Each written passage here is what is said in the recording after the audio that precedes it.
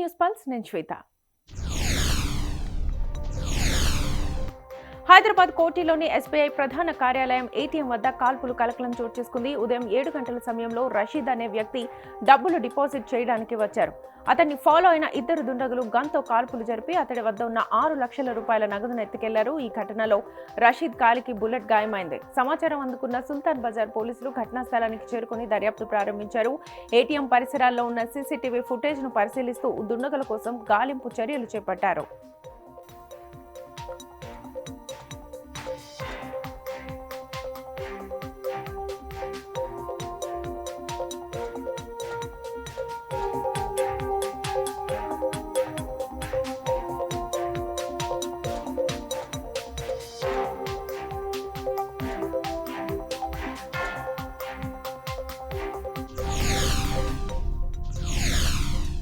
ములుగు జిల్లా మేడారంలో భక్తులు తీవ్ర ఇబ్బందులు ఎదుర్కొంటున్నారు. దర్శనం పూర్తయ్యాక తిరుగు ప్రయాణానికి సరైన బస్సులు లేక వేల సంఖ్యలో భక్తులు ఆర్టీసీ బస్టాండ్ వద్ద నిలిచిపోయారు.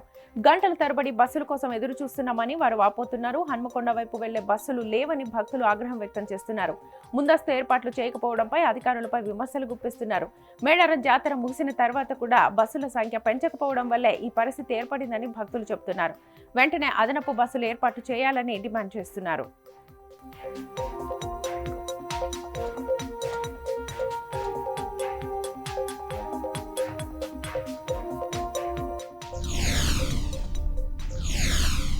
విదేశీ పర్యటనను విజయవంతంగా ముగించుకున్న సీఎం రేవంత్ రెడ్డి ఇవాళ రాత్రి హైదరాబాద్ కు చేరుకోనున్నారు. 2 వారాల పాటు దావోస్ అమెరికాలో పర్యటించిన ఆయన రాష్ట్రానికి భారీ పెట్టుబడులను ఆకర్షించారు. అమెరికాలో హార్వర్డ్ కెన్నడీ స్కూల్లో 21వ శతాబ్దపు నాయకత్వంపై ప్రత్యేక శిక్షణను పూర్తి చేశారు.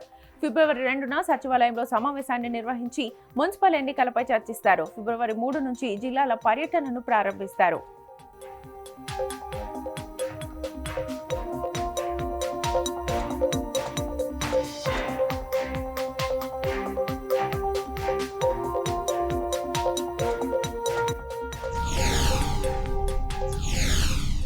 ఆంధ్రప్రదేశ్ రాష్ట్రంలో అవినీతి అధికారులపై ఏసీబీ అధికారులు దాడులు కొనసాగిస్తున్నారు. ప్రకాశం జిల్లాలోని దర్శి మున్సిపాలిటీ కమిషనర్ మహేశ్వరరావుపై ఆదాయానికి మించిన ఆస్తులు కలిగి ఉన్నారన్న ఫిర్యాదులతో శనివారం ఉదయం నుంచి సోదాలు ప్రారంభించారు. ఏసీబీ అధికారులు 6 ప్రత్యేక బృందాలుగా విడిపోయి ఆయన నివాసం, కార్యాలయం, బంధువుల ఇళ్లలో తనిఖీలు చేస్తున్నారు. నర్సారావుపేట, దర్శి, గుంటూరు, వినుకొండ, సత్తెనపల్లి ప్రాంతాల్లో ఏకకాలంలో సోదాలు జరుగుతున్నాయి.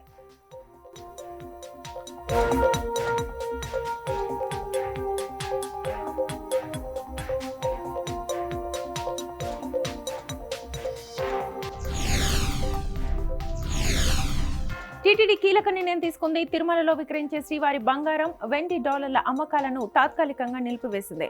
దేశవ్యాప్తంగా బంగారం ధరలు భారీగా పెరగడంతో బయట మార్కెట్తో పోలిస్తే టీటీడీ ధరలు తక్కువగా ఉండడంతో భక్తులు ఎక్కువగా కొనుగోలు చేయడంతో ఈ నిర్ణయం తీసుకుంది. టీటీడీ నిబంధనల ప్రకారం ధరలను వారానికి ఒక్కసారి మాత్రమే మారుస్తారు. కానీ మార్కెట్లో ధరలు రోజు మారుతుండడంతో టీటీడీకి నష్టం వస్తోంది. ఇకపై బులియన్ మార్కెట్కు అనుగుణంగా రోజువారీ ధరలు ప్రకటించాలని టీటీడీ భావిస్తోంది.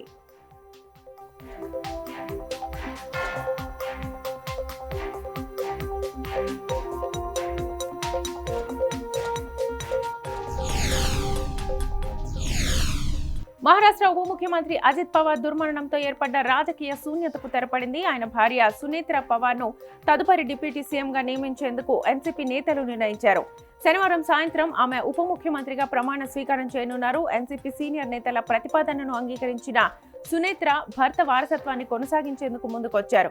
ముఖ్యమంత్రి దేవేంద్ర ఫడ్నవీస్ కూడా ఆమె నియామకానికి ఆమోదం తెలిపారు. ప్రస్తుతం రాజ్యసభ సభ్యురాలుగా ఉన్న సునేత్ర మహారాష్ట్ర తొలి మహిళా డిప్యూటీ సీఎంగా గుర్తింపు పొందనున్నారు.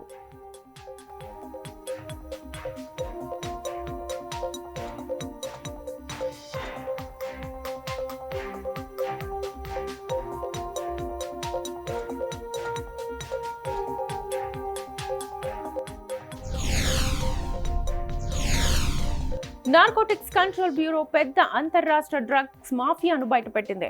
కర్ణాటక, మైసూర్లో రహస్యంగా నడుస్తున్న డ్రగ్ తయారీ ల్యాబ్ను అధికారులు గుర్తించి సీజ్ చేశారు.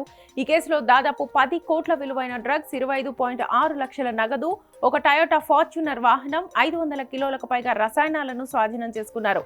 ఈ ఘటనలో ప్రధాన నిందితుడు మహేంద్ర కుమార్తో పాటు 3 అరెస్ట్ చేశారు.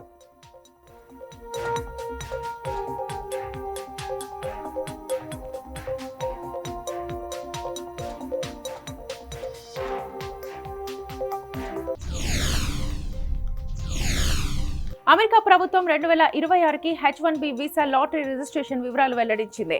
ఈ ప్రక్రియ మార్చి 4 నుంచి మార్చి 20 వరకు కొనసాగుతుంది. లాటరీ ఫలితాలు మార్చి చివరి లేదా ఏప్రిల్ మొదటి వారంలో వచ్చే అవకాశం ఉంది. ఎంపికైన వారు 2027 వీసా కింద అక్టోబర్ 1 నుంచి అమెరికాలో పనిచేయొచ్చు. ఈసారి ఒకే వ్యక్తికి ఒకే యజమాని ద్వారా ఒక్క రిజిస్ట్రేషన్ మాత్రమే అనుమతిస్తారు. ఒకే వ్యక్తికి ఒకే కంపెనీ నుంచి బహుళ దరఖాస్తులు చేస్తే అవి రద్దు చేస్తారు. మొత్తం 85,000 వీసాలు అందుబాటులో ఉన్నాయి.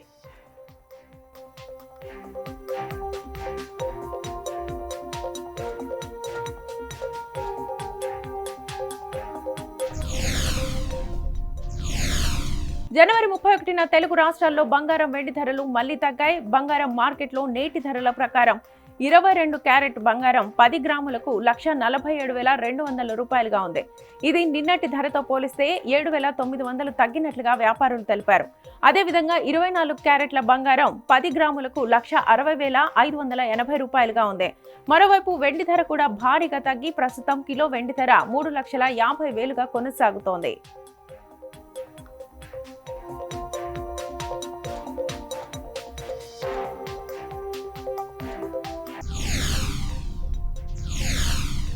T20 వరల్డ్ కప్ కు సంబంధించి సంచలన వార్త తెరపైకి వచ్చింది. భద్రతా సమస్యలు, రాజకీయ ఉద్రిక్తతల కారణంగా పాక్ జట్టు టోర్నీలో పాల్గొనకపోవచ్చుననే ప్రచారం జరుగుతోంది.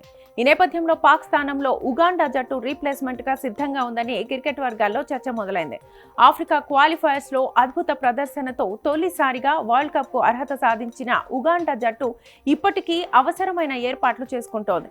ఐసీసీ నిబంధనల ప్రకారం ఏ జట్టు తప్పుకుంటే అర్హత జాబితాలో ఉన్న తదుపరి జట్టును తీసుకోవచ్చు.